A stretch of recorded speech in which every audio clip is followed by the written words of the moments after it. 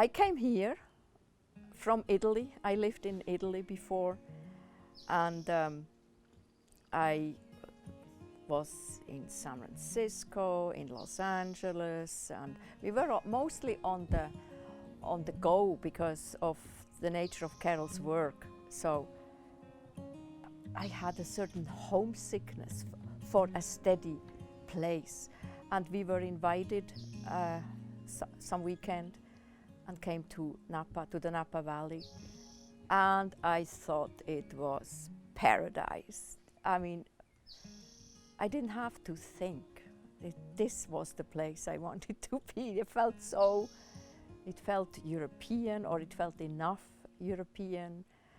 Climate was great, and Napa Valley really made a big impression on me. Well, I knew about the Napa Valley. I'd been here many times. I grew up in Lake Tahoe, and I knew about it. You know, you came here and you drank some wine, and that was all I really knew about it. But Christina, she spent her summers in the south of France, so yeah. Napa Valley rang a big bell, and she decided that's where she wanted to camp out. So that's what we've done. I grew up with, for many years as a child, with a really fabulous grandfather, and I learned gardening and orchard and fishing and all these things with him intensely, and I just could relive a bit my childhood here, or what I learned in childhood, and which I really liked, and which I didn't see any possibility. I remember hiking in the Alps, and I thought, so much space here, and ground. What could you do? But I had no links to land, or I had no. It seemed like it's impossible to do something outdoors. And here we could start to do it. And even so, this is a miniature place compared with what else is around. It's a lot, because you take care with your hands for every single vine, and there are over 30,000 here, and it's just a lot of. For me, it's huge. But I came from a house with a backyard, and not this experience, except hiking in Switzerland gives you that feeling of space, which is a luxury to have it every day.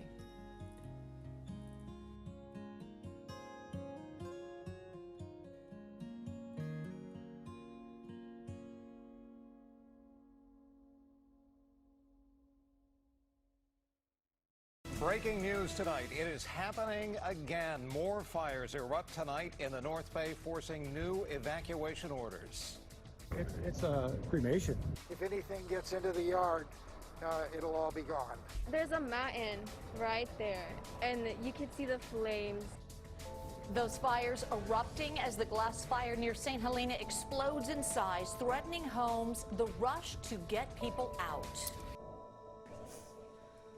Well, we were just, it was in the evening, and just starting to get dark, and we knew that there was a fire about 20 miles away. But to the east. To the east other of us. Side of the valley. And we were a little worried about that, but it was a long ways away. And then it got closer and closer, and then the phone rang, and it was some friends of ours who are on Diamond Mountain, which is the next mountain up. And they could look down and see that there were fires starting now on Spring Mountain too. And told us, you got to get out of there. So we threw our stuff in the car and headed down the road. And just as we got on the main road down here, it was like 20 fire trucks came roaring by, and we could see that there were a couple of other fires that were already going, and they were moving fast. And so we just headed down our little road down to St. Helena, and we had some friends who were Swiss people who had the bakery in town for many years, and we stayed with them for 3 days and nights while the fire was going on. And then it started to come down the hills. The fire moved very strange, not quite really explainable, but anyway, it came down the hill as well. It came up this way on the other side of the mountain. It came slowly up, and then it somehow went down. And so our Swiss friend had to evacuate too. Yeah. So we were on the street again. We had 2 dogs at that time in the car, and all the things we thought, or I thought mostly, we should save. And documents, papers, passports, and so on, which in the fire season I have always in the car. One car is always packed with that. But anyway, so we had to find another other friends, and it happened to be Francis. We called them and said, could we come? And said, yeah, sure, we have room for you, and come over. So we were on the way there, and then I got a phone call as we were almost there, and Ellie, Francis' wife, called and said, you know what, we have to evacuate. So we didn't go. We went instead to Napa on the parking lot, and sort of to refiguring out what we do.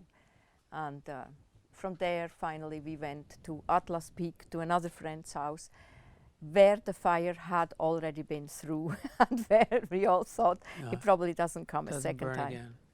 Yeah. So that's what we did. Always not knowing, is the fire now here? Did the fire burn down the house? It's almost too much to accommodate. You just live, you go on, and it's a little bit like the way we live with the earthquake, with the fear of the earthquake. You cannot just have this fear all the time, so you get used to it. And when you don't see the fire, you always think it is somewhere else. But that's how we survived it. And we were just mind-bogglingly lucky that we didn't lose the house and most of our place. It just came right to the edge and stopped, and it's just luck. Yeah, I mean, just luck, that's all.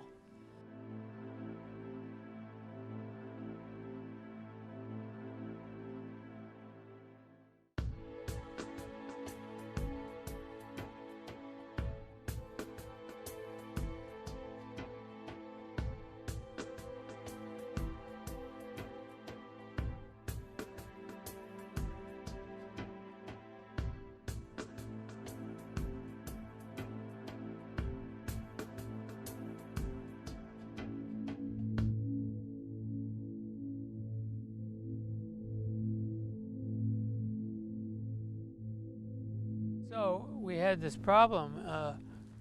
We wanted to put in the vineyard, but we didn't have, we had a very shallow well, not enough water. So there was this depression here, which was only maybe 10, 12 feet deep. And every winter, when it would rain, it would fill up with water. But then it would drain out within like a week. It would just sink into the soil. So later on, when we really started contemplating putting in the vineyard, we drilled some wells, and we ended up drilling 5 dry holes, each one of them more expensive than the next. So we didn't know what to do until somehow we got the idea, hey, wait a minute, we got a hole in the ground out here. Maybe, if we put a liner in it, we could save the water, and we'll get the water that way. Dig it deeper. Yeah. So we made a deal, and the guy came, and they had big machines here for several weeks digging this depression out. It's 26 feet deep. And the reservoir has served us very well. Different water source is problematic. It's very difficult to find groundwater in this particular area. But, the rain traditionally, we've been here 30 years, And on average, it rains 60 inches in the wintertime. That's 5 feet, you know, like that much. And so rain was something you could really depend on and everything. But with that being gone, the mediation efforts are just become more draconian in terms of how you water the plants, but then your crop is going to go down, and then you're not going to be able to make the margins. And so I think if it's as bad as it could be, there's not much we can do.